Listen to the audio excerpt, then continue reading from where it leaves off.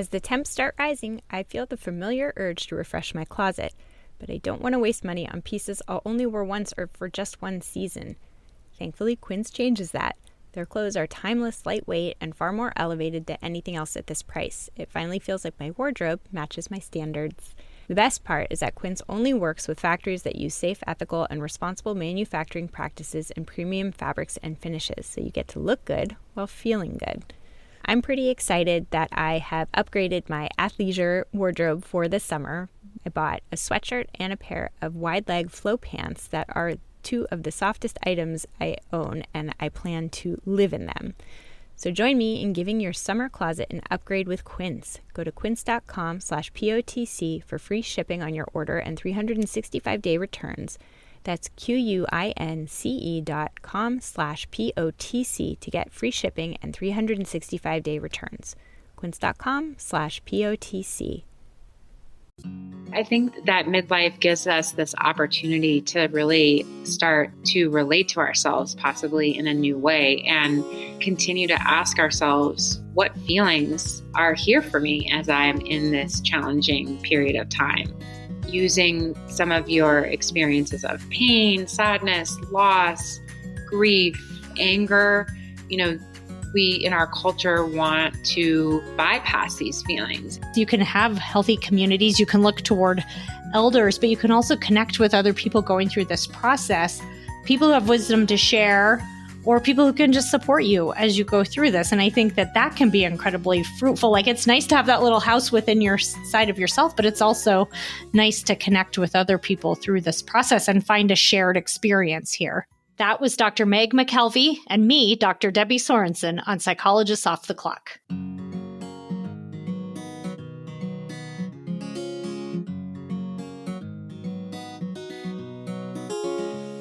We are 4 experts in psychology here to bring you cutting-edge and science-based ideas to help you flourish in your relationships, work, and health. I'm Dr. Debbie Sorensen, a clinical psychologist practicing in Mile High, Denver, Colorado, and author of Act for Burnout, Act Daily Journal, and the Act Daily Card Deck. From America's Heartland, I'm Dr. Emily Edlin, a clinical psychologist based in Chicago, Illinois, and author of Autonomy Supportive Parenting. Calling in from Vienna, Austria, I'm Michael Herold, ACT coach, confidence trainer, and author of an upcoming book on being a better conversationalist and making friends. And from coastal New England, I'm Dr. Jill Stoddard, author of Be Mighty, The Big Book of ACT Metaphors, and Imposter No More. We hope you take what you learn here to build a rich and meaningful life. Thank you for listening to Psychologists Off the Clock.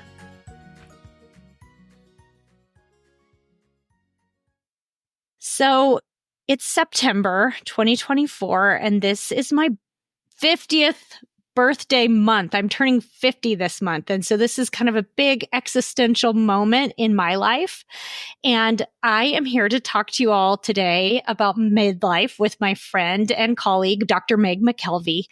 And I've been working a lot in my private practice with clients who are in midlife. And as I do this work, it's actually become more and more of a passion for me and something I love and a specialty area. And I think midlife is a really rich and interesting time of life. There's all kinds of things to think about. People go through a lot psychologically. And so this is just where my head has been for a while. I've been reading about this and thinking about it. And so for my birthday, I thought it would be a really meaningful thing for me to come together with Meg and offer this to our listeners and to anybody who might be going through midlife and to the people I know. A lot of my friends are turning 50 soon or in the next few years or have recently turned 50. And so this is just something I wanted to pull together as a birthday gift to myself and to everyone who might be interested.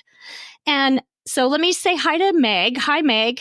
Hi, Debbie. Thank you so much for having me on. Well, you're very welcome. And thank you so much for being here. I asked Meg to do this for me as her birthday present to me was for her to join me in doing this episode. So I'm really grateful that you're here, Meg. Well, there's nowhere I would rather be than having a deep existential conversation with you, Debbie. And in celebration of your 50th, which is really just such a big milestone, I'm just so delighted to share this with your listeners. And you bring so much to the world and so much to my life and so much to so many people's lives. it's just such an honor to share that your birthday present with you and our listeners. Thank you. That's so sweet. That's very touching. Thank you, Meg. Well, before we dive into our existential conversation, I want to take a minute to introduce everyone to you, Meg. Meg has been on the podcast before, at last time a couple years back, to talk to us about belonging. It was episode 199, which was an amazing episode. So check it out if you haven't listened to that one before. We're going to talk a little bit about belonging today, and I'll also link to that episode on our show notes. Dr. Meg McKelvie is my good friend, and she's also a therapist, consultant, and trainer specializing in acceptance and commitment therapy and a co-founder of Impact Psychology Colorado. She earned her PhD in clinical psychology from the University of Colorado at Boulder. Prior to her work in private practice, she was a psychologist in the family program at the Rocky Mountain VA Medical Center, and she served as a nationally recognized trainer and consultant in cognitive processing therapy for trauma in the VA healthcare system. She's committed to decreasing suffering through a lens of ACT and understanding our yearning to belong, and she leads writing groups called Belonging from the Inside Out. So we're happy to have her back. And I want to just say a couple words here. Meg and I don't expect that we're going to give you the answers to midlife or that you're going to come out of this episode with all of your problems solved related to this period of time. But we did want to provide you with some things to think about, just some ideas and questions that you can ponder. And toward the end, we're going to go through some different exercises and practices and things that we've done in our own lives and as therapists that we think might be helpful to anyone who's grappling with these kinds of issues. And to start us off, Meg, I want to ask you a question. What do you love about working with in midlife in your therapy practice? Ooh, such a juicy one to start with. My main mission is really to help alleviate suffering for people. And so I find that this time point of midlife is this tremendous opportunity where people are coming in hungry for more tools and more understanding, more self-understanding, more understanding of the world, more understanding of their existential dilemmas. And it just feels people are so open in this, crisis can be both danger and opportunity. And so there's just this openness as people face this crisis and this possibility of helping people gather some tools to face the rest of their life, not just midlife. Yeah, that's beautifully said.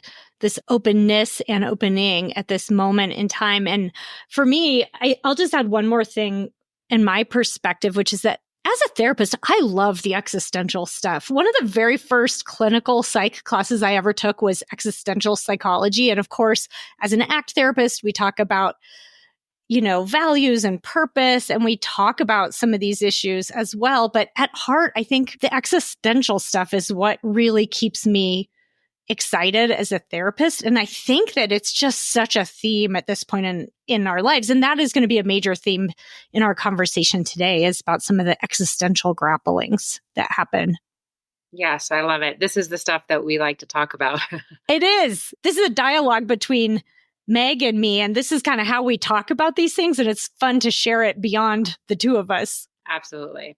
Before we dive into that dialogue, I want to start by going over a couple quick things about midlife. We're talking roughly about the middle third of life right now. So usually people think of that somewhere but around age 40 to around age 60 or 65, but it kind of depends. Of course, there's a classic stage theory by Erik Erikson where he talks about generativity versus stagnation and how this is a time of life when we are making our mark on the world.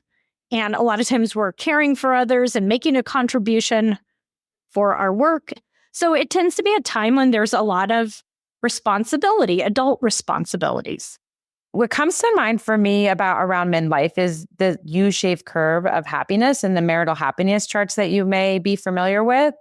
So that there's typically high meaning in midlife, but it's also sort of some of the lowest type of day-to-day satisfaction.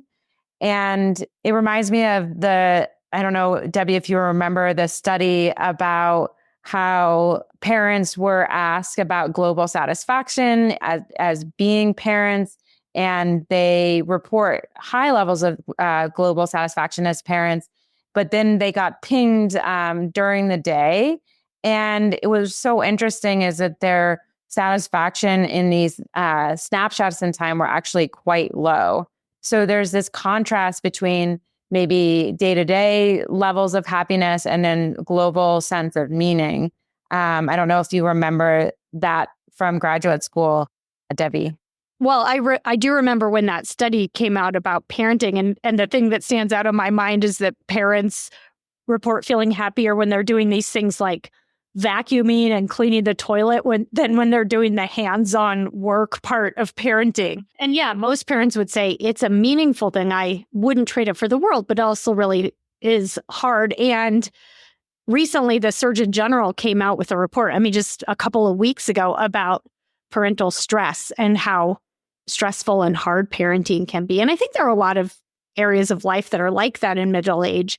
They're wonderful and meaningful and important, but they're also challenging and not always necessarily, or we're not always feeling the emotion of happiness when we're in these roles. So yes, and I think the whole U-shaped curve of happiness thing, I'm kind of obsessed with that because I think it is so validating that it really is a time when day-to-day life is maybe not as fun as it was in, say, your mid-20s.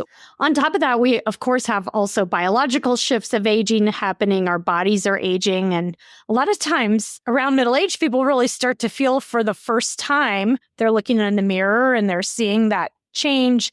They might start having more health concerns. And so one of the big things about middle age is making peace with body changes and the aging process. Absolutely. So oftentimes women over 40 or 50 talk about turning invisible in society, and it can be a really big shift or a sense of loss. And some women might find that to be a really hard adjustment and a sense of loss and not feel as good about themselves. I think what's interesting about that is that there's also an upside to it. And this is how I personally experience that, which is that I feel a little bit less focused on my appearance than I was when I was younger. And at this point in my life, attention based on my physical appearance isn't really something that I'm looking for. And I think there's something very liberating about that. It's kind of like, who cares? This is just my body changing. It's fine. What's really interesting, I think, is I saw this study that was looking at women and women's health in midlife. And what they found really fascinated me. And that was that few women actually mentioned that menopause was really the most challenging aspect of midlife. So I think we sometimes have the stereotype that menopause is one of the most challenging aspects of midlife. But I was really interested to see that the research did not support that. That is very interesting. If anybody wants more information or ideas related to menopause, go back and check out episode 315 of the podcast, because we did a whole episode on menopause, and we'll talk about it a little bit today, some of those biological changes, but that episode is more focused on that. So speaking of aging, sometimes I think that the physical changes and the, kind of your body's external displays of age can feel a little startling. Meg, when you think of yourself, like, how old do you feel typically? I feel 31 and I feel a lot of vitality. What about you, Debbie? Well, I think I kind of feel like I'm somewhere in my late 20s, like 25 to 30 is how I almost picture myself, or that's how I feel. And it's funny because once in a while I look in the mirror and it's like, no, that's not the case. And also I look at pictures of myself when I was that age, and it really is drastic how much I've changed. Or I'm around an actual 25-year-old and I'm like, yeah, I'm a lot older than that. And actually, has this ever happened to you? There was an actor who I won't name because I don't want to shame anybody, but this is an actor who's been around a while. And I saw a picture of him recently and I was like, wow, he kind of looks like an old man. I wonder how old he is. And he's 2 months younger than me. And I was like, oh, yep. That's right. But I kind of felt I had this sense of like, he looks old. Has that happened to you before? Yeah, you grow up with these actors and then they're like starting to take on sort of like more matronly or grandfatherly roles. And it is shocking. It's an indicator that time is passing. Yeah, you realize, yes, it is a marker. It's such an indicator of time passing, and it's a marker for something that is hard sometimes for your brain to actually quantify or understand. So an example of that is that I teach adaptive skiing, and I started teaching in 1998. And now I have instructors that I volunteer under who were not born when I first started teaching adaptive skiing. And that is just a mind bender to me. Like, my mind has a hard time wrapping itself around that. And I tend to stumble around a little bit with that it's kind of a funny interpersonal moment when we realize that. And it's hard to wrap your brain around. Well, and I do think sometimes people actually, for instance, I'm turning 50 this year. Sometimes people get really depressed about those numbers. I know people who have almost hidden it or lied about it because they don't want people to know because there's shame. They want to pretend like they're younger. For me, I really try to look at it as like, I am still alive and I have friends who weren't so lucky, friends who died young and didn't make it to 50. And I'm not always in this place, but I really like to appreciate that I have the chance to get older. I would rather age and get older than not. And I know it's more complicated than that probably for all of us, but I think that sometimes there is that sense of, I don't know, ageism that is out there that we kind of internalize like it's a bad thing. So I think it's also interesting to think about some of the cognitive changes that happen over the course of time as well. Yeah. So I loved, when I was doing some research about this, I loved my finding in Google Scholar that there was something about how 48 is like peak cognitive time. And then when I looked further, there was some controversy about what the actual age is. But that was heartening when I saw that. And it reminds me of how I've heard from various people that they look for doctors that are between the ages of 45 and 55. So sort of that there is this prime cognitively in some ways, but I think there's a little bit of controversy as to what the cognitive prime is actually. Yeah. And I think if you think about the different domains of cognition, some of them certainly slow down. I think most people will report a little bit more trouble remembering certain things. Maybe it takes a little longer processing speed, but there are types of intelligence that continue to grow well past 48, especially wisdom. And maybe that's what people are looking for when they're looking for their doctor, is someone who has some experience under their belt and some wisdom in the world. And interestingly, I've learned recently that humans are one of the only animal species, there's a few others, orcas, elephants, some other whale species, where females live past menopause. And biologists have this thing called the grandmother hypothesis.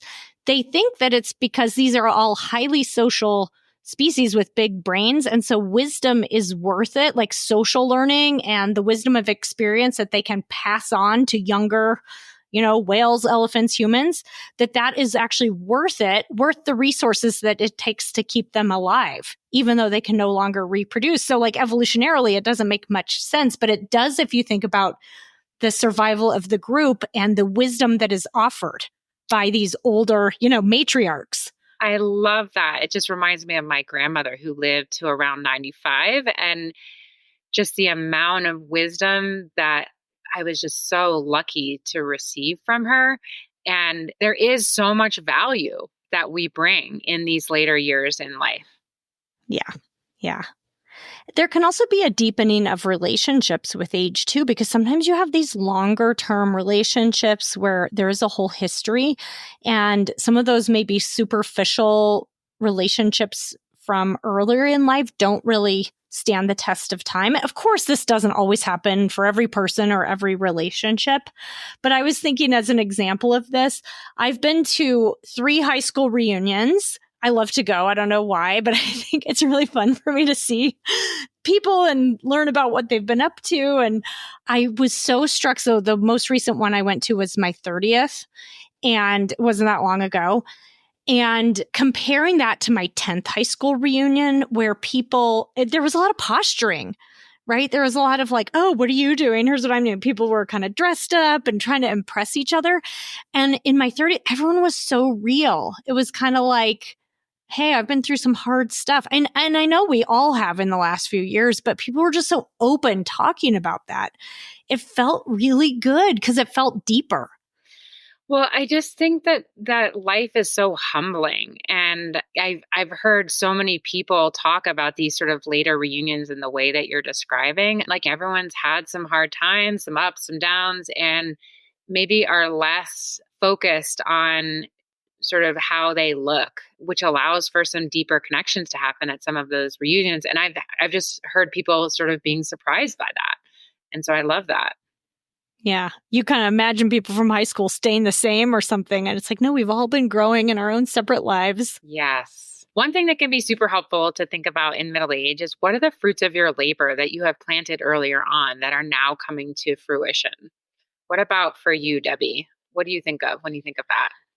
Well, I think the first thing that comes to mind when you ask that question is around work for me personally, because I put in a lot of years of school. I put in a lot of labor early in my career, and even just in the last few years doing things like writing and that kind of thing, where now I'm in a place where I get a career that I enjoy without having to put in as much of that hard, grueling labor. Sometimes I want to work hard. I might get excited about something and take on a project or something like that, but I have a little bit more choice and I don't really have to as much anymore. It feels like I getting the benefit at this point. Ooh, I love that. How about for you? Yeah, I love that for you. I agree with that as well around hard work with work. The example that comes to my mind is around parenting, like that there's just been so many micro interactions and so many times trying to instill certain values and those kinds of things. And recently my kiddo said something about watching a Disney movie, talking to me about how the main character had done a lot of bad things in the past, but he had really changed now and was moving forward and doing things differently. And like that, there are no bad people, just bad behaviors or something like that. Oh. And I was just so moved by, like, I felt this tremendous sense of relief that some of the messages that I've tried to instill are slowly percolating through.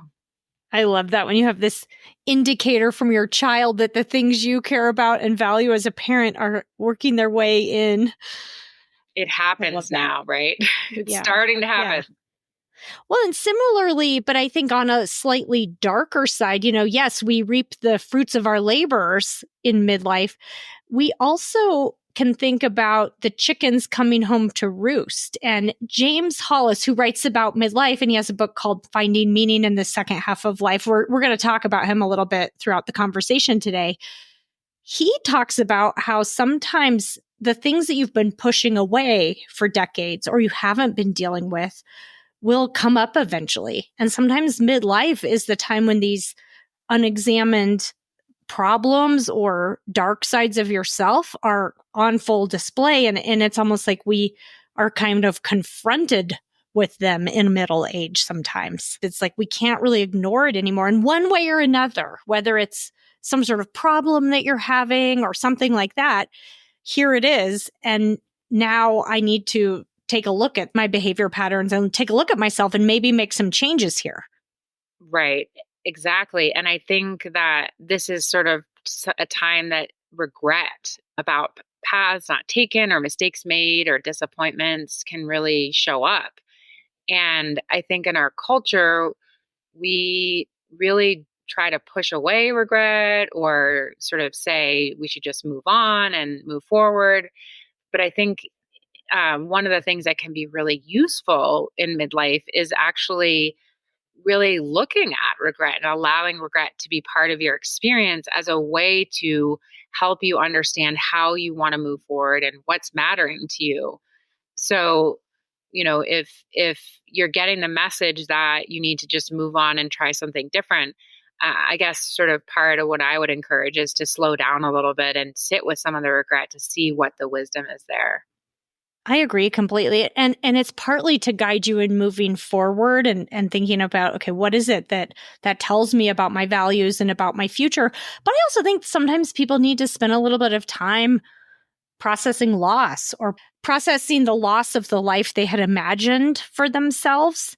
And actually, that can be a really important piece, I think, of the psychological processes of midlife is sort of coming to a reckoning of that. Absolutely. Of where I am versus where I had wanted to be or hoped to be. Well, maybe also inside of that is that you're pointing to is related to like ungrieved losses. Like some of what might show up are some ungrieved losses that really need our attention and care in the transition, and that maybe part of what is holding us back is that we have these ungrieved losses, and that there's some signaling that's happening in our life that is pointing us back towards understanding some of and grieving some of these losses. Yeah. I think it's important to think about this in terms of what people often refer to as the midlife crisis. Because I think a lot of times when people think of midlife, that's what they think of is the crisis. And we have a stereotype of what that means. I think you could almost picture this 48-year-old man who buys a Porsche and dyes his hair black and ditches his wife for a younger woman, or I don't know, there must be a portrayal of that in the movies somewhere or something, because I think that's what people think of a lot of times when they think of the midlife crisis. And by the way, there's some controversy about that. Even some people who research midlife say it's a myth, that it's not that common to have that type of midlife crisis where you just upend everything and can't deal. And I think it's really important to point that out, right? That none of this is universal. Some people don't go through an especially tough time or questioning or anything like that. Well, yeah, I mean, I think it is part of it is some of the sort of the midlife crisis or some of what we grapple with existentially. Is there some privilege inside of that, right? Like that, are we, if you don't have if you're struggling to feed your family, if you're struggling with severe mental illness, if you're struggling with extreme racism or sexism, like, are you able to rumble with some of these ideas and existential dilemmas? Maybe less so. Yeah. I mean, remember the hierarchy of needs, Maslow's hierarchy of needs. It's like if your basic needs aren't being met or you're struggling, looking for personal fulfillment may not be your biggest problem, right? If you're feeling dissatisfied because you have everything you need, but you're feeling a sense of, well, now what? Or I thought I'd be happier than this or more fulfilled, that probably does suggest that you have your basic needs met most of the time. Yeah, it's reminding me of the French term ennui, right? That there's sort of a luxury in having ennui because it means that your basic needs are being met and that you're sort of bored and listless. So just thinking about keeping in mind the privilege that might be involved in this. One of the ways that I think about it, though, instead of necessarily thinking about a midlife crisis, it can sometimes feel like a crisis to people, but I really think of it as this existential shift, like this internal existential shift that happens that is, some questions come up, some challenges come up that are hopefully followed by a greater sense of wisdom and clarity and kind of a reconnection and reclaiming of the self. And middle age isn't even necessarily the important part of it. It's not like a moment in time. It's more like something happens, and it could be one of these many, many transitions that happen in midlife, right? It could be empty nest, divorce, aging, a big birthday, parents aging and dying. There's all kinds of different things that can happen. Just this realization that your life is halfway over, probably, statistically speaking, it probably is, but somehow it becomes real. And there is this question that emerges. It just often happens around this time of life. Yeah, I think that for me, one of the things that's so compelling about this time in life is that we do find ourselves sometimes more willing to look at our mortality. I mean, I think it's interesting in terms of even parenting, right? I have certain number of holiday breaks left. I've got a certain number of summers left. Things become more concrete in terms of time. And, I have this many years towards retirement. It just all becomes so much more real. And that can feel daunting, but it also can be this tremendous opportunity to really look at what matters to us and what we want to bring into our life in the second half. Yeah. Well, and one of the most important ways in which we can enter into this existential moment is when there's a challenge to our sense of self. And so we all have areas where our ego identifies us really strongly with something about ourselves that just feels really important to us.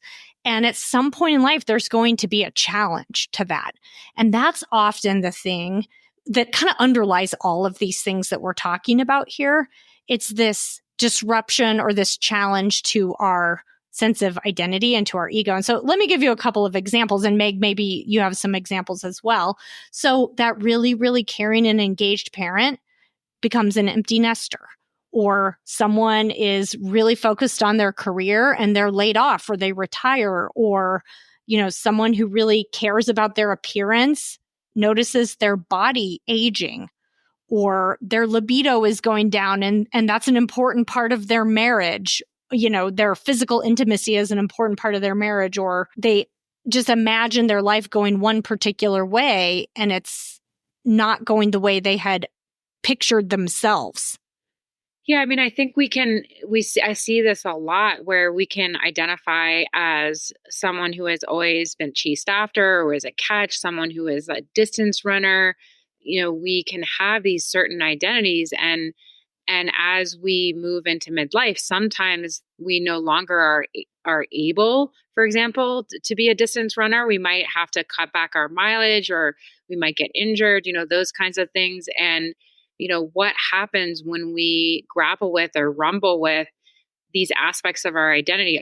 Are we able to become more flexible in our identity? Yeah. And I think that this can be a hard process. So it can be really hard to shift on this. It takes some growth and some flexibility, and you might have to go through a tough time to get there. But on the upside, you really can become more flexible in your view of yourself and reconnect with yourself in a different way. Just using your runner example, if you put so much of your identity into being a runner, this is a little bit hypothetical, but like you put so much of your identity into I'm a runner, it's like, what other aspects of yourself are there? And can you get to know other parts of yourself maybe in a different way if that shifts? And so it can actually be life expanding and life enhancing to do this. Right. And I think what comes to mind for me around like thinking about the distance runner example is that, let's say we become injured as a distance runner, or we are in certain kind of dance or martial art and we become injured.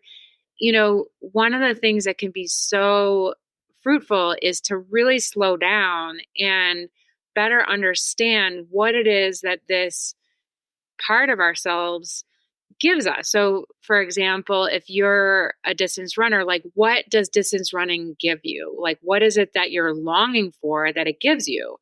So, does it give you peace, or does it give you a sense of mastery, right? Like if we can slow down, we can become more unhooked from these specific things that define us, and zoom out and better understand what it is that our longings are around this. And I think we'll talk about this a little bit more, but just wanted to start the part of this conversation about really moving into doing some self-reflection and slowing down and better understanding our relationship with some of these things.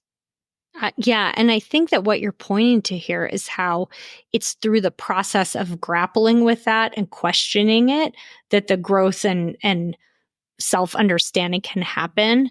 It's sometimes uncomfortable and uncertain. And it's not like there's this clear answer to these types of questions, but it's a way of getting to know yourself better through even asking a question like that. Like, what does this tell me about myself, about what I'm longing for?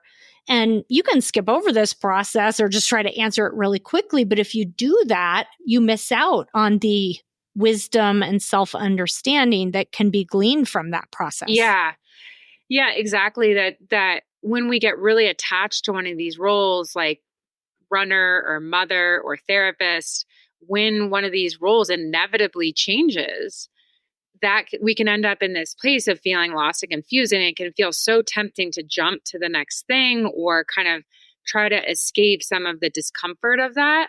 Well, now I'm a golfer, or now I'm this, or now I'm that. But there's just this opportunity inside of this to really to rumble with some of what we're longing for and what some of these roles have given to us through our lifetime.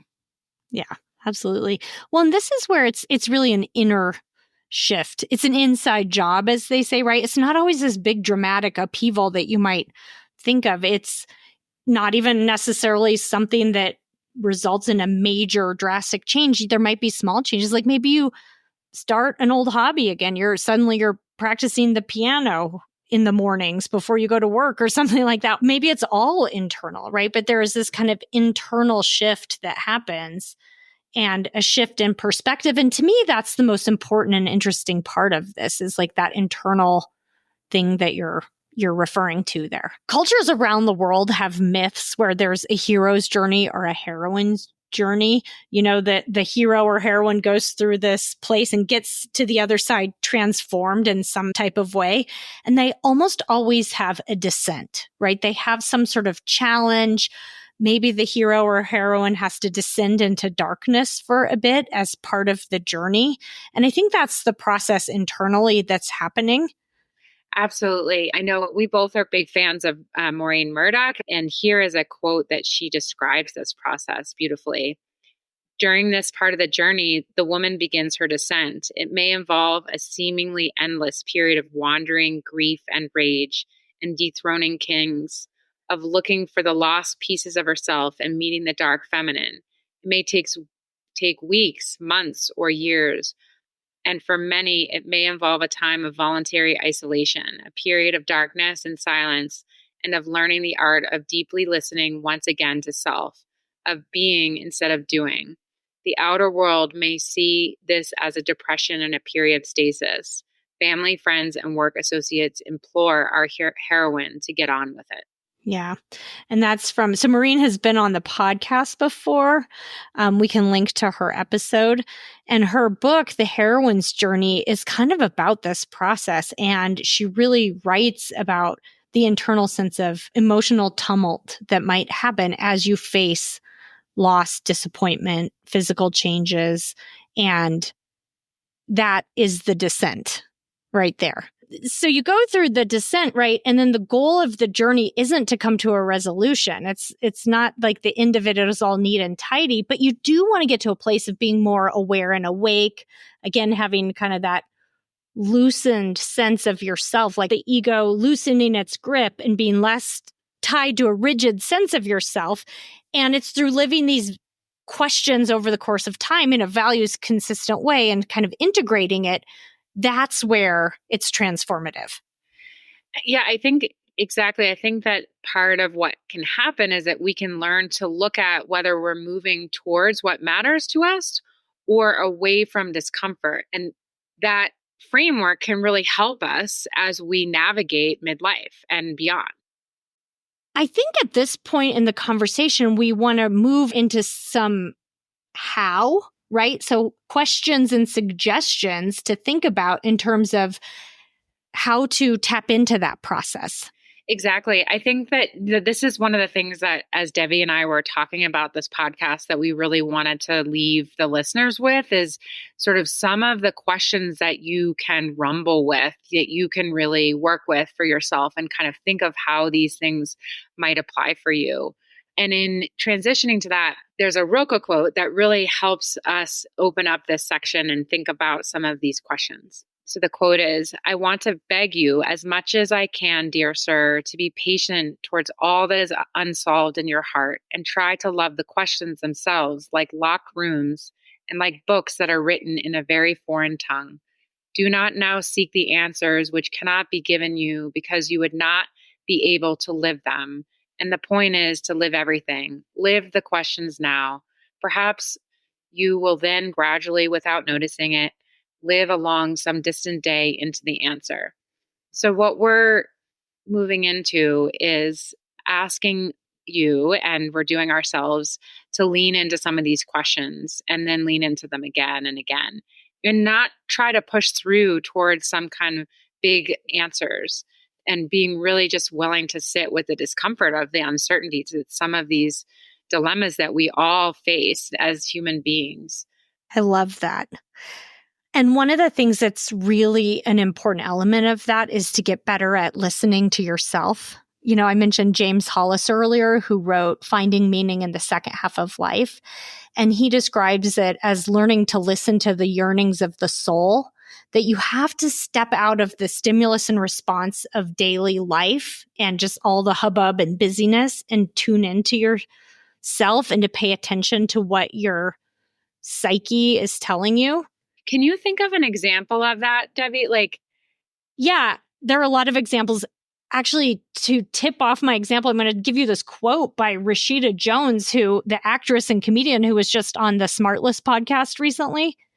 And she described it so well. She said, "My greatest gift is continuing to develop my inner life, something that's not," I'm paraphrasing a bit, "something that's not connected to anybody else, creating almost like a little house inside, whether it's meditation or breath, whatever it is, nature, that's self-sufficient and not reliant on external approval or gratification." Wise words from Rashida Jones. I think the example that comes to mind is just creating this little space in your life, the little house she talks about, to kind of tune into yourself. You can do that through meditation, writing, nature. I mean, we can talk a little bit more about some of these things, but I think it's just giving yourself a little bit of stillness and quiet to become more attuned to yourself. It's so much reminding me of the Derek Walcott poem, Love After Love. I'll just pull it up and read it for our listeners. Okay. Love after love. The time has come when with elation you will greet yourself arriving at your own door in your own mirror, and each will smile at each other's welcome and say, "Sit here, eat. You will love again the stranger who was yourself. Give wine, give bread. Give back your heart to itself, to the stranger who has loved you all your life, whom you ignored for another, who knows you by heart. Take down the love letters from your bookshelf, the photographs, the desperate notes. Peel your own image from the mirror. Sit, feast on your life." So good. So that poem just reminds me of this process that really Rashida is talking about, is really just about befriending ourselves. And part of befriending ourselves has to do with coming back into our bodies. And, in a culture that values sort of all the doing of capitalism, coming back into just being in our bodies. And so there's so many practices that many of you are probably aware of: yoga, tai chi, meditation, body scans, all those kinds of things. But the basic inquiry here is, what is it that I'm noticing in my body? And what kinds of signals is my body telling me about physical challenges, but also about what kinds of emotions are showing up in your body? And what does my body need? Does it need, in the second half of life, what does my body need? Does it need to run, walk, stretch, eat more fiber? Do you have an injury that needs attention? And how can I relate to my body as it changes? And one of the things I love hearing you talk about, Debbie, is around body neutrality. Do you want to say a little bit more about that? This is just something that I always love hearing you talk about. Yeah, I think body neutrality is about how we always get caught up in this internal argument within ourselves about our body and how it should look. And is our body good enough or not good enough? And, of course, there's the body positivity movement, which is more about accepting and being positive toward all body types and having, kind of a high self-esteem around your own body. But I think body neutrality is about stepping out of that completely. Sometimes you might feel pretty good about your body, sometimes you might not. But it's almost more looking at your body functionally, right? Like, this is the body that I have that allows me to do the things I care about in the world, and I want to take care of it. And sometimes I feel pretty positive about it, and sometimes I don't. But it's almost like stepping out of that internal argument within yourselves about whether your body is good enough or not good enough. I love that frame, Debbie. I just noticed that it's so more peaceful living in that space than it is in this debate of good, or today I look fabulous, or today I'm satisfied with this part of my body. It just is a really nice way to step out of that dilemma. Exactly. And I think there's so much cultural programming that goes into that, and how we're supposed to look and what we're supposed to wear and all these things that kind of get internalized within us. And this is exactly like you're saying, this is a way to kind of step out of that. It's a very different stance toward your body than we typically might take. Right. The body criticism backlash is to sort of be like, oh no, my body is perfect and all these kinds of things. And that can be fraught as well. Oh, fraught. And also it's pretty unrealistic for most of us, right? It's the rare bird who truly feels that way all the time about themselves. I think that midlife gives us this opportunity to really start to relate to ourselves possibly in a new way, and continue to ask ourselves just along those lines, like what feelings are here for me as I am in this challenging period of time. Using some of your experiences of pain, sadness, loss, grief, anger. We in our culture want to sort of bypass these feelings and find a way to feel better, and no bad days, or whatever the saying goes. And in fact, as we know from an ACT perspective, the feelings that we have are so much information and data and wisdom inside the feelings that they are actually the markers on the trail that help us identify what it is that's mattering to us. And so, in our culture, we want to feel less anxious, or we want to feel less depressed, or we want to feel less angry. And so we rush through understanding what it is that our emotions are trying to tell us. And so what kind of Debbie and I are encouraging is just taking some time, slowing down, and having some inquiry about, well, what is it that the anger is telling you? Is, as an example, are you an environmental lawyer that is doing litigation for a large corporation, and are you starting to feel some burnout related to that, some sense of it not being in line with your values? Are you angry at the company? Are you angry at yourself? Or things like that, like that your anger is not something just to kind of breathe away or punch a pillow, like that it actually has this really important function in midlife that is a message, and it's data, not noise. We had a similar conversation about regret earlier, and not just trying to get rid of that, not living by the no regrets mentality, but rather looking at the wisdom behind those regrets. And I think you could say the same for most emotions, that there's something in there that's worth tuning into. Exactly. And sometimes it's, when people are coming in with anxiety and those kinds of things, sometimes there's actually, a thyroid problem, or, your hormones are out of balance. It's not just sort of psychologizing everything either, right? Like that you may be having experiences and changes in midlife that are medical or need attention. And so part of what we're suggesting more broadly is just slowing down and listening and seeing what's here, and allowing yourself to make space for what it is that your body, the wisdom of your body. And it's really important here that in order to do that, we do have to have a little bit of stillness to be able to even tune into these emotions and notice them in the first place, and to notice what's happening in our body. Yes. Jon Kabat-Zinn talks about, are you a human being or a human doing?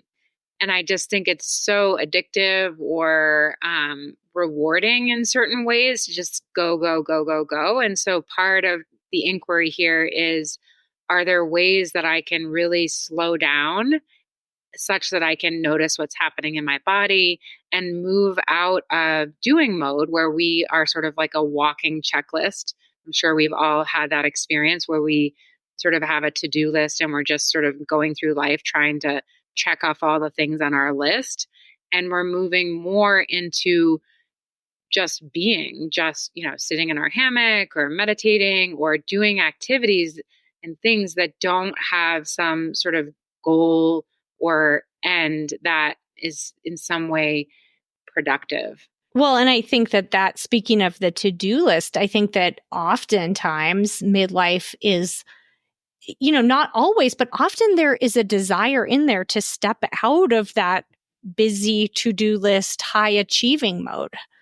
And Absolutely. So you're talking about finding these moments to be. And I think that in order to do that, sometimes we really have to examine our life as a whole and think about, how am I living? And do I want to keep living that way? Or do I want to be more intentional about what I'm doing and to step out of the to-do list mode? Do I need more spaciousness in my life to have a different type of meaning?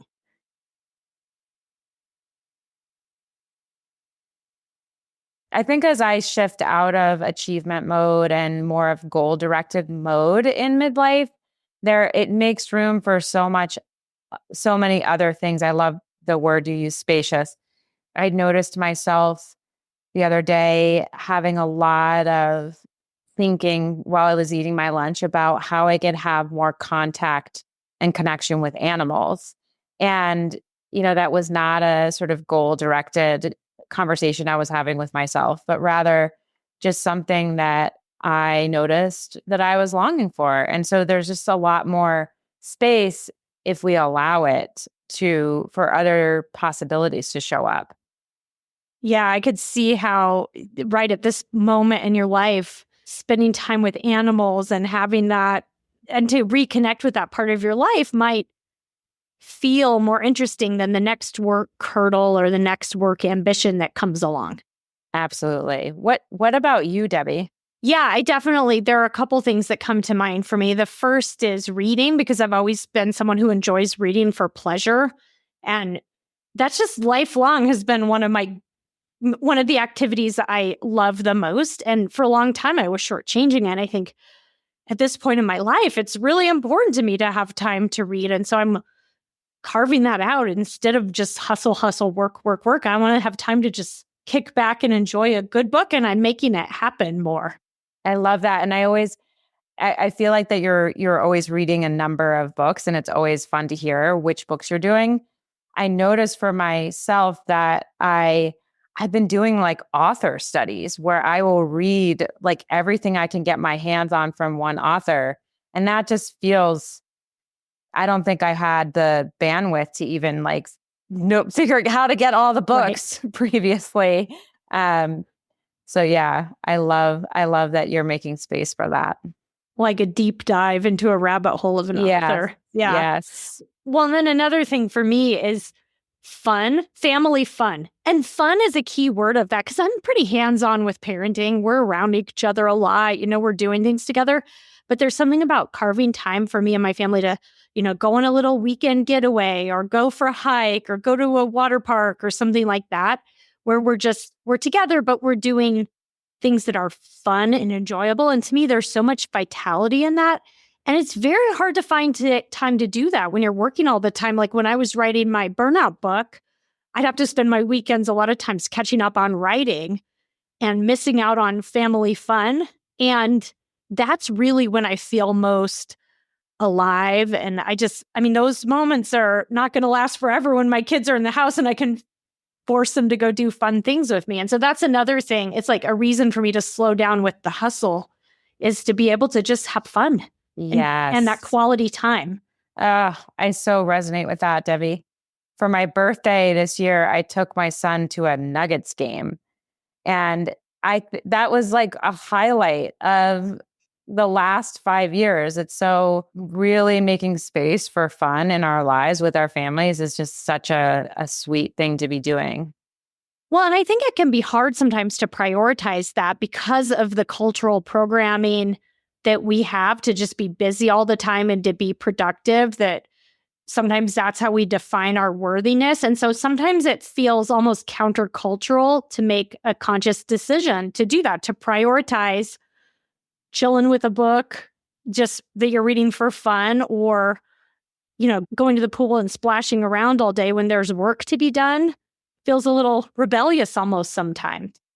It does. It like busyness in a culture where busyness is sort of viewed as equivalent to social capital or prestige or something like that. Yeah, actually, that reminds me of another quote by Maureen Murdoch from The Heroine's Journey. When the heroine says no to the next heroic task, there is extreme discomfort. When a woman stops doing, she must learn how to simply be. Being is not a luxury, it's a discipline. The heroine must listen carefully to her true inner voice. That means silencing the other voices anxious to tell her what to do. She must be willing to hold the tension until the new form emerges. So, I want to say that quote because I do think that it's really important to note that sometimes it's an intentional shift. You have to choose to do this. It can feel like a hard thing to do, and it might be worth it. Yeah. I think that this points to conversations that we've had a lot that I would invite the listeners to contemplate around. If I stepped out of the rat race, or if I stepped out of all of the cultural messages about achievement, and I was allowed to be ordinary, Ron Siegel wrote the book, The Extraordinary Gift of Being Ordinary. If I was allowed to be ordinary, what would I do now as I face midlife? What would be some of the things that I would contemplate? And maybe sort of that's an example, of me contemplating how I can have more dogs in my life. Like that's just me wanting me being fully willing to be ordinary. Then I can hang out with dogs more or things like that. And I'm not so caught up in the trappings of achievement or whatever that is. And I think this goes back to that letting go of ego, right? Letting go of that desire to be special, the social comparison piece of things, like an awareness that you really start to feel that some of these things, like your bank account or your, how big your house is or how new your car is, they're not going to get you there, right? Those are not the things that are going to give you fulfillment, and that we have to look at other ways to seek that. And I do recommend Ron Siegel's book, The Extraordinary Gift of Being Ordinary. Annie came on the podcast a couple years ago, episode 257, because I think it's really profound. Yeah. I think that this also points us towards an inquiry for ourselves around belonging, right? That we talked about this on the last episode when I came on, and what can be really fruitful is to explore this yearning to belong, this biologically wired yearning that we have to belong as part of a larger whole, and to be seen, to be known, to be cared about, and how sometimes we can end up in a trap where we mismanage the yearning to belong. We sort of come up with the idea, through our culture and our families, that we need to be beautiful or smart or high achieving in order to belong. We need to be special. And this is what we call mismanaged belonging. So if we can explore our yearning to belong and see if we can step out of the ways in which we have hooked ourselves into achievement or being special or being attractive as measures of our belonging, and reconnect with our birthright to belong, our natural way that we come into the world, that we naturally belong, that we don't have to earn love and belonging. When a baby comes into the world, the parents don't look at the baby and say, "Oh, wow, you're so smart. I love you." It's that the parents fundamentally have an experience of love for this being, just for being alive. So if we can reconnect with that, we can identify ways in which we might be mismanaging some of our belonging, ways in which we might unhook from some of that, and come back to our birthright to belong. We might think about the first half of our life as these ways in which we might have had some mismanaged belonging, but the second half of our life might be this tremendous opportunity to come back to ourselves and rumble with some of this mismanaged belonging and see if there are some things that we might let go of, that might no longer serve us. So for example, if we are able through different ways to come back with our innate belonging, then we don't necessarily have to do all this achievement. And so there's some freedom that could come about through this inquiry about belonging. Meg, what you're saying right now about belonging and expectations reminds me of James Hollis again, who describes life in two halves. I mean, not precisely half, but just kind of metaphorically speaking. The first half of life is about what people in the world expect of me, and a provisional sense of self is formed. You know, you're still trying to figure out your place in the world. You're still trying to become an adult and fill your social contract and learn. And that's all fine and important. But then you move into the second half of life, and it's more about tuning into yourself, reconnecting with your authentic self and thinking, you know, what does the world want from me? What does my soul want from me? Why am I here in service to what? And stepping out of social expectations and things that were limiting us before and revealing new parts of ourselves. So I think that there's this really nice conversation between James Hollis and this idea of belonging, because, you know, we're talking about these yearnings, like what does the soul want? And that it's possible that some of the things that we've been doing in mismanaging our belonging, like achieving or trying to look smart or attractive, like those kinds of things, in some ways have functioned for us like the way Diet Coke functions for us when we are thirsty, right? That there's something satiating about it and then sort of dissatisfying in the long term. And so part of what we're exploring here is finding ways to come into contact with the longing, our soul's longing in its sort of pure form, as opposed to these sort of trying to belong in these different ways or trying to satisfy the needs of the culture in different ways. I think that's right. It's like, I'm really struck by that idea of earning belonging, and that this is about kind of recognizing I don't have to earn anything anymore. Instead, I can shift. I mean, that's really profound. So Meg, you have an exercise that we alluded to earlier, but it can be really helpful for exploring some of this. I think sometimes we have these big life decisions, or in midlife, these ways in which we are wanting big changes or have things that we're longing for. And there are times when we're not actually able to make those changes. We don't have enough money. We don't have enough time. We are ambivalent about a decision. We don't know if we want to leave our partner. We don't know if we want to move out of the country exactly, but we have these longings. So let's say, for example, we long to move to Costa Rica, but we don't necessarily have all the resources to do that, or it's more complicated than that usually. So one of the things that can be really useful, aside from some of the more traditional ways of looking at that, would be to tune in to your body and imagine yourself moving to Costa Rica and imagining what that would give you. So what are the sensations that you notice in your body when you've moved there? What is it that it fulfills for you? So for example, is your longing to move to Costa Rica because you are longing for more calm? You are longing for more peace. You are longing for more contact. You know, you imagine yourself sort of walking on the beach. You're longing for more contact with nature.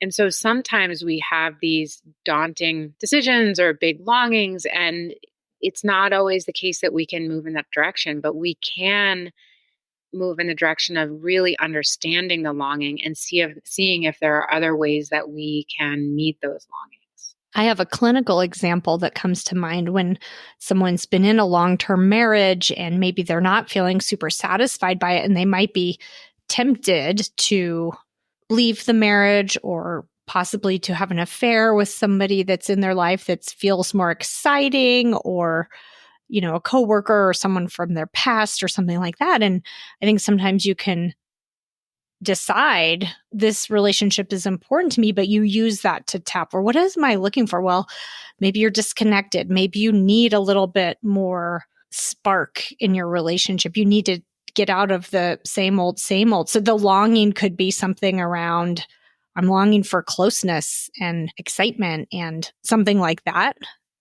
I love that. Yeah. Yeah. So what's behind that?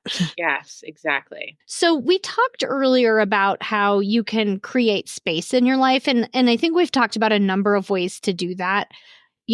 Just to kind of elaborate on that a little bit, nature, meditation, walks, reading poetry.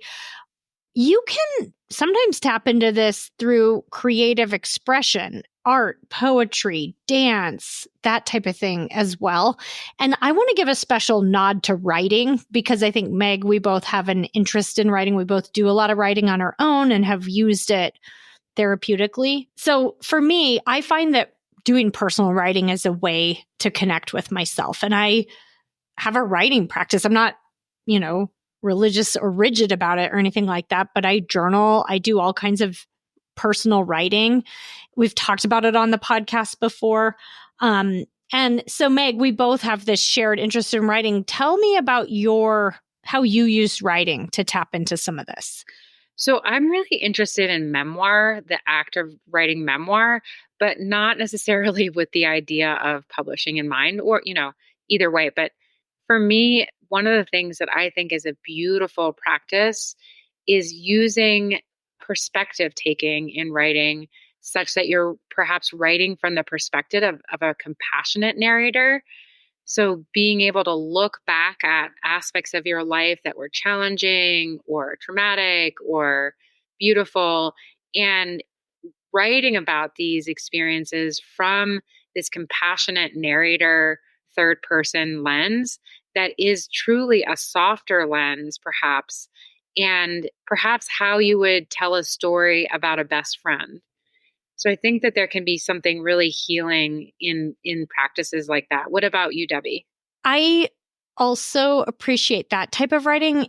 But for me, the more regular practice I have is just journaling in this way, in more of an expressive writing kind of way. So like if I'm having a problem, it really helps me to sit down and just write about it, write about how I'm feeling, kind of frame my thinking around it, just sort of hash it out in writing. And so I do a lot of days I wake up in the morning and I write first thing or sometimes later in the day. I'm not rigid about it, but I think there is something about putting your experiencing into words that can be healing and that can help you get more clarity. And to me, it just feels very grounding when I do it, especially when I do it as a regular practice. It's almost like a meditation. I want to read another quote by Maureen Murdoch. She said, "We all need to tell our story and to understand our story. We all need to understand our passage from birth to life and then to death. We need for our life to signify, to touch the eternal, to understand the mysterious, to find out who we are." And Maureen, in her work on memoir, I think she is very clear about how you can use writing as a process to tap into that. Meg, tell us about some of the offerings that you have around writing in your practice. I offer a writing workshop called Belonging from the Inside Out, and I use expressive writing to help people tap into some of their own internal sense of belonging. And I have people do expressive writing using prompts. And then part of the practice is really being able to share some of what we've written without judgment and without evaluation. It allows for us to very much be seen and is a really nice complement to this type of work where you're really working with better understanding your internal world. We can link to that on our show notes today for anyone who might be interested in that. And on my Instagram, I post journaling prompts sometimes, and I think those can be helpful, and we'll link to that too. And then I also am using Substack more recently, and I'm going to be posting some guided writing exercises on Substack. And so if you are interested in writing as a method of existential exploration and you don't know where to start, you might find one of these resources helpful. We also have something else that we want to offer you together. This is a gift from me and Meg, which is we think that there are a lot of questions you can ask yourself to enhance a little bit of soul searching along the way. And these can be used. You can think of maybe journaling about some of these things or just pondering them, thinking through some of these questions. And we were going to run through these questions, but what we're going to do instead is actually type them up and put them on both of our websites. So drmegmckelvie.com and drdebbiesorensen.com, and make them available to you to download so that you can look at them at your own time and kind of work through them at your own pace. And our hope, again, if you really like sitting with the questioning, is that these are questions you can return to again and again that can help you explore yourself and do some soul searching. Debbie, one of our most meaningful and favorite conversations is around mortality. And we've been having this conversation probably since I've known you. So for many years, we've been having this conversation. And as we get closer to midlife or are in midlife, it becomes something that just keeps getting more and more salient. And so I'm wondering, what are the ways, Debbie, that you find yourself using mortality, staying close to mortality in your life as you move towards turning 50? For me, I think that just keeping that in mind, right, that I'm not going to live forever, it helps me appreciate the moment a little bit more. I think it gives me, I try to consciously tune into it sometimes because it's not always present for me. I don't think about it constantly or anything like that. But when I do, it's almost like a savor this. This isn't going to last forever. Yeah. So it's interesting because when the pandemic was hitting, I had signed myself up for a death meditation retreat. And so that felt really important at that time moment. And it was so interesting because I sort of joked that I guess I didn't need to go on a death meditation retreat because the little dark humor, just that COVID sort of brought our mortality into focus for all of us. And I think I sort of look back on that, however many, I guess that was 4 years ago or whatever. And I look back on that and no longer feel the need for a death meditation retreat. Like it feels more salient to me just in these past 4 years with COVID and having aged myself 4 more years, that it's interesting that shift of just how the salience of our mortality can come into view and we can have sort of a closer relationship with it in a short period of time. So I'm noticing that. That's beautiful. And I do think that it serves as a guide. Yeah. We know that the clock is ticking and that we only have so much time. And back to that idea of the existential shift. I mean, that's a big one to just remind yourself none of this is going to last.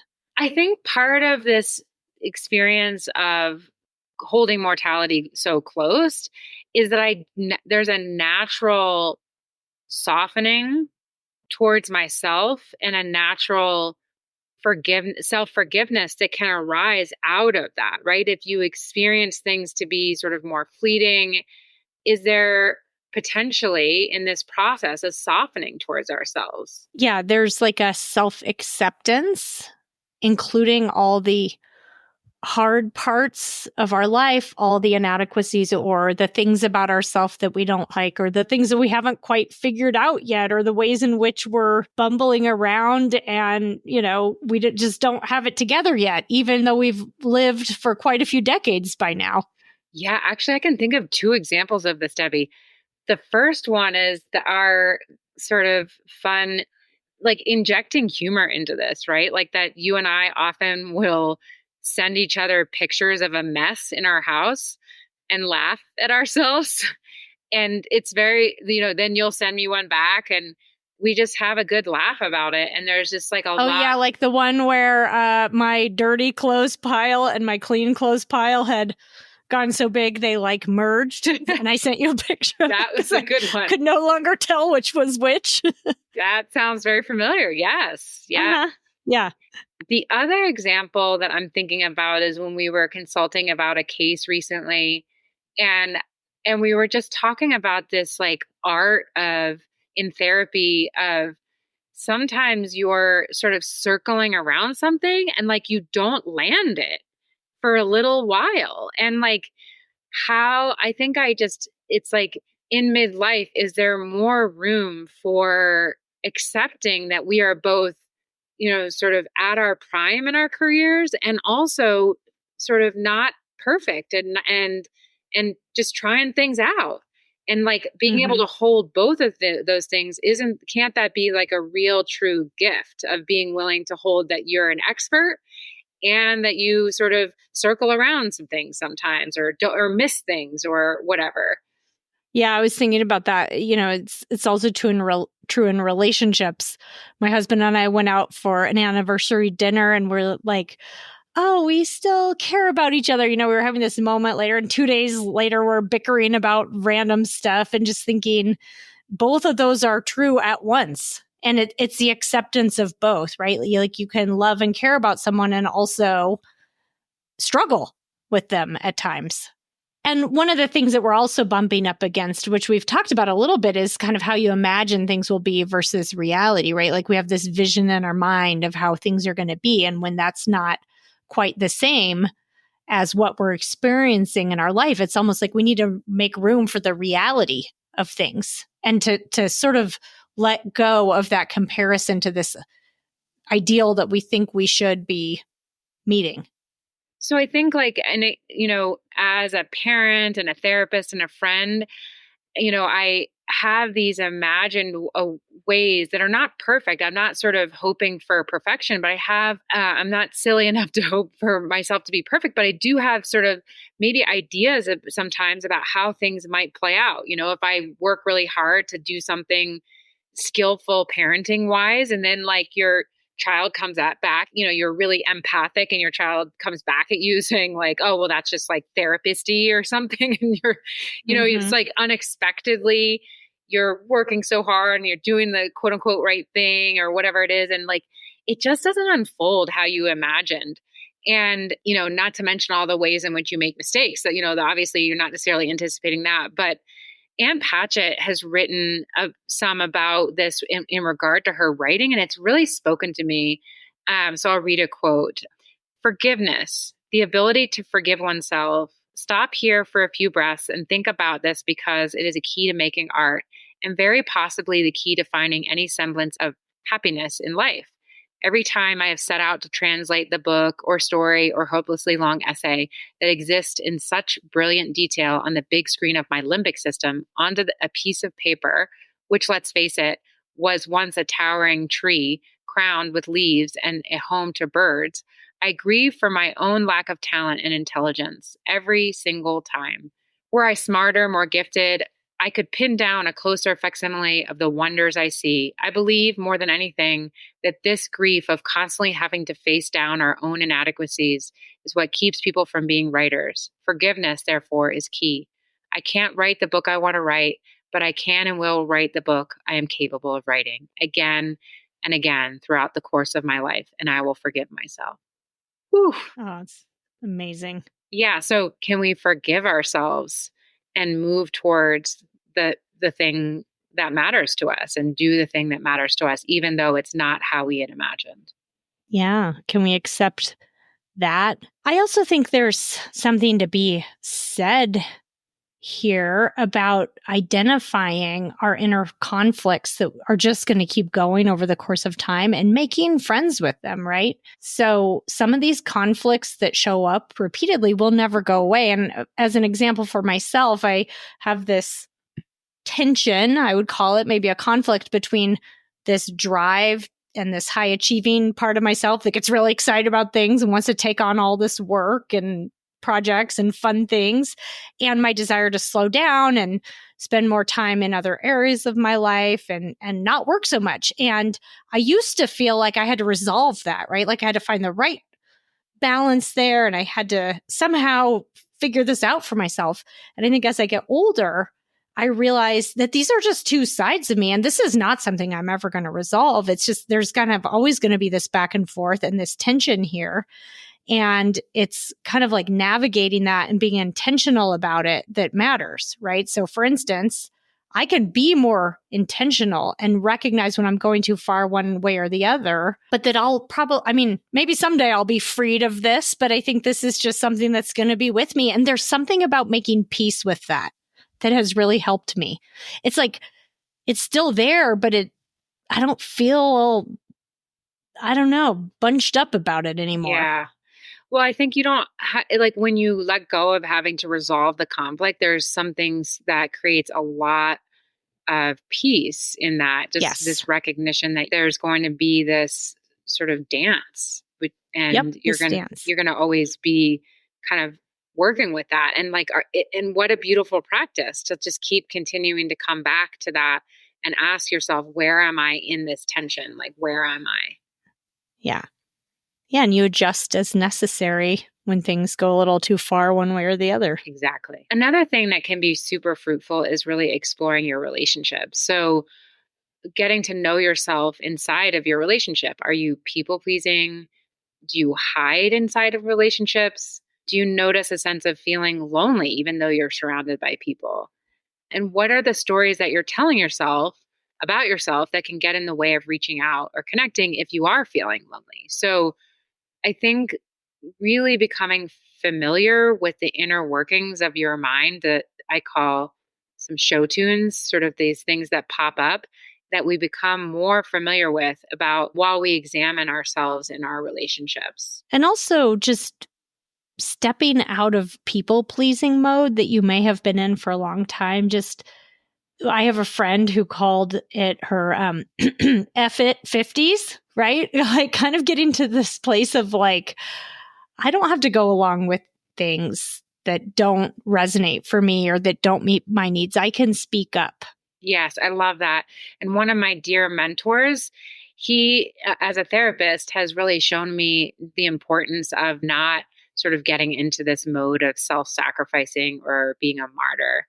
So it's really can be useful to watch the mentors in our lives who may be further along, maybe in their 60s or 70s, and how are they navigating some of these issues? Well, and a final note that I think is along those lines is about doing some of this thinking in community, right? We've had conversations. This is a dialogue between the two of us. You can have healthy communities. You can look toward elders, but you can also connect with other people going through this process, people who have wisdom to share, or people who can just support you as you go through this. And I think that that can be incredibly fruitful. Like it's nice to have that little house within your side of yourself, but it's also nice to connect with other people through this process and find a shared experience here. Absolutely. So this has been a long conversation, but a really important one. And thank you for the birthday gift, Meg, for doing this with me. Happy birthday, Debbie.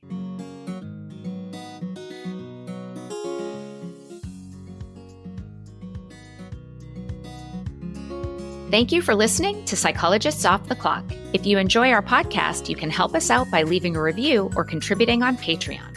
You can get more psychology tips by subscribing to our newsletter and connecting with us on social media. We'd like to thank our podcast production manager, Jadine Stout-Williams. This podcast is for informational and entertainment purposes only and is not meant to be a substitute for mental health treatment. If you're looking for mental health treatment, please visit the resources page of our website, offtheclockpsych.com.